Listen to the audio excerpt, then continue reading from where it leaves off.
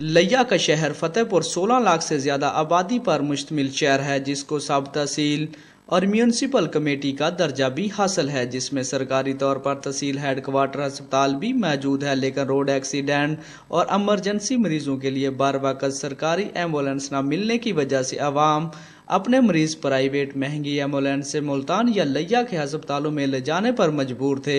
فتح پور کے رہنما اور یونین کونسل 93 ML کے چیئرمین چودھری انعام الحق ایڈوکیٹ نے عوام کے لیے فری ایمبولینس سروس کا آغاز کر دیا ہے۔ چودھری انعام الحق ایڈوکیٹ کی طرف سے فری ایمبولینس کے شروع کرنے پر علاقہ بھر کے عوام نے ان کو خراج تحسین پیش کیا ہے اور کہا ہے کہ سیاسی رہنماؤں کی طرف سے فلاحی کاموں میں حصہ لینا بہت اچھا اقدام ہے۔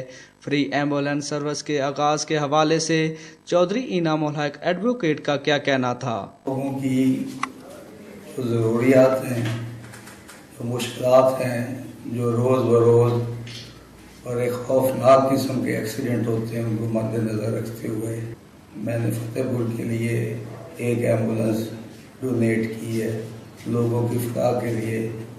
اس کے لیے یہی ہوگا کہ وہ 24 گھنٹے فری سروس ہوگی۔ فتح پور شہر میں فری ایمبولینس سروس شروع ہونے سے عوام میں خوشی اور امید کی ایک نئی لہر دکھائی دے رہی ہے۔ کیمرہ ٹیم کے ساتھ ملک فیض بھلر، پاک نیوز، لیا۔